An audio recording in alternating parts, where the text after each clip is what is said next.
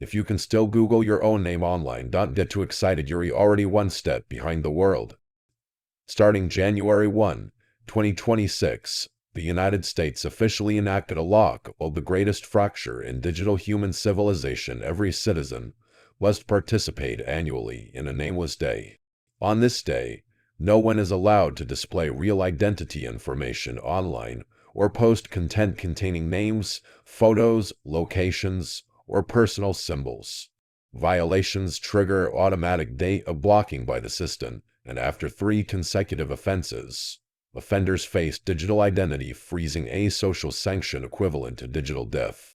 In an episode from The Simpsons' 32nd season titled "Don't Call Me Homer," the protagonist wakes up to find everyone can only address each other by numbers, and anyone who says their real name is banished to a network blind spot. Back then, viewers laughed at the absurdity. Today, they must face the chilling reality. This is no longer a comedy, but official policy. Nameless Day was originally proposed by a group of extreme online anonymists who claimed identity had become a tool for control in humanity, and that invisibility was the ultimate form of freedom. At first, this was a fringe voice on social forums, but in late 2025, frequent identity crisis incidents erupted. Public figures found their old data used to synthesize AI fake versions, causing social chaos. Even a governor resigned after suffering an AI identity hijack. When everyone began questioning "Who am I?" online and found no answer, the government responded radically, legally forcing everyone to disappear for a day to awaken citizens' sense of control and reverence over digital identity. The day the Nameless Act passed, social media across the U.S. plunged into panic-driven cleanup. Users changed usernames, deleted avatars, even deactivated accounts.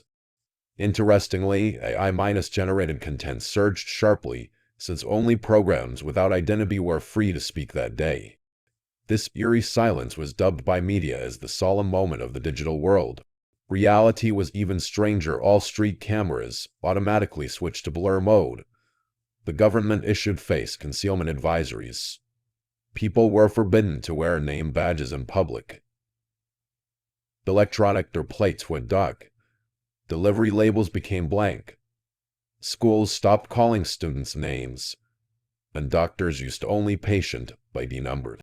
For that day, 300 million Americans seemed to become collective ghosts. Initially, Nameless Day was an experimental once-a-year policy. But following its profound social shockwaves, it rapidly expanded.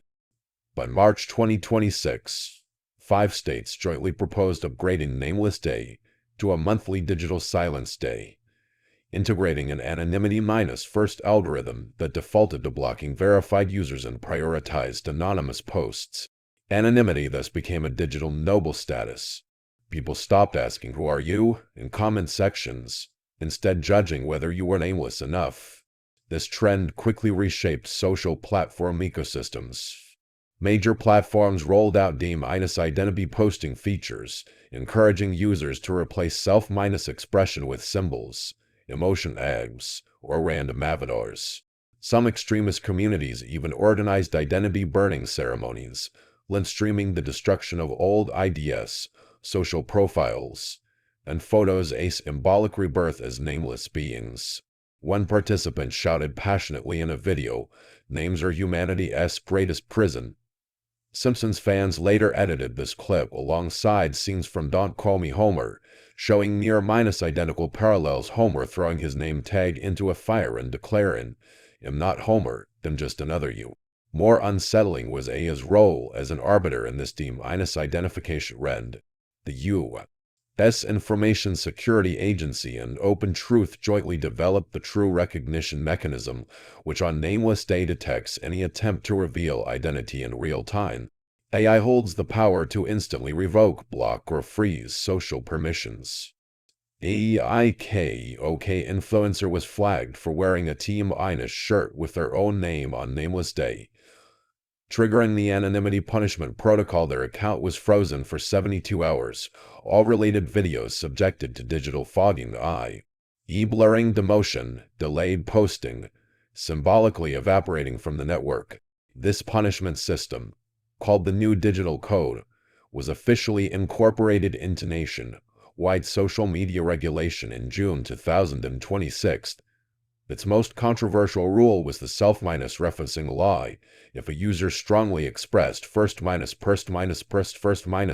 views on Nameless Day, the system would conduct semantic analysis to determine if the speech carried structured identity markers.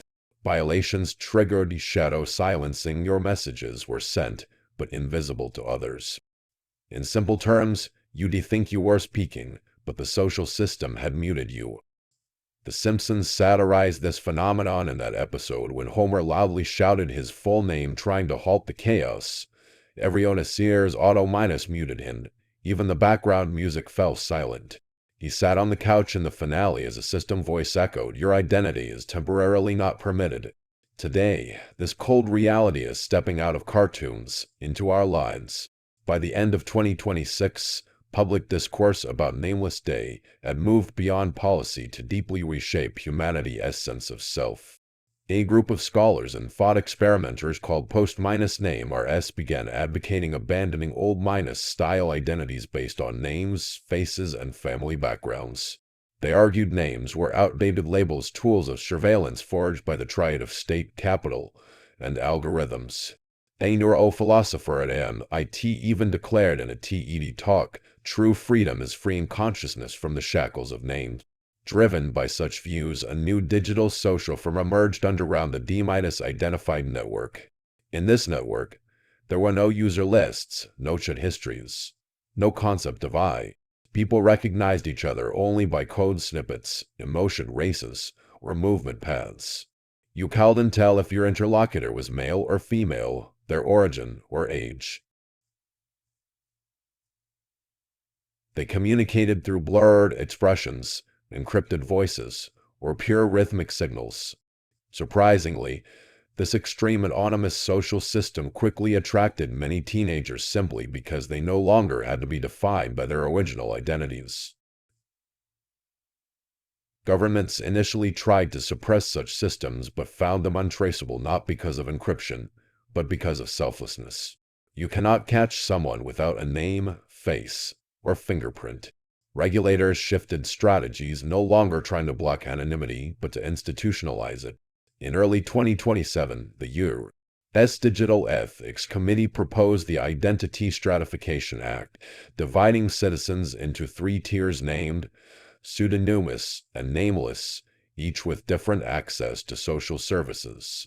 Named citizens enjoyed full benefits, but surrendered maximum privacy. Nameless enjoyed maximum freedom, but had near no access to healthcare, education, or legal systems. Pseudonymous existed in the middle with temporary identities. This stratification sparked fierce controversy. Some likened it to a digital caste system. Ironically, more young people voluntarily chose Nameless, even at the cost of losing basic protections. They preferred life without real IDs to being labeled by institutions. On forums they left short, cold signatures, names, or hooks of control. I refuse to be hooked. At the cultural peak of this trend, a major AI update cast a darker shadow. In June 2027, the holographic personality recognition system quietly launched, developed by 5 leading tech companies.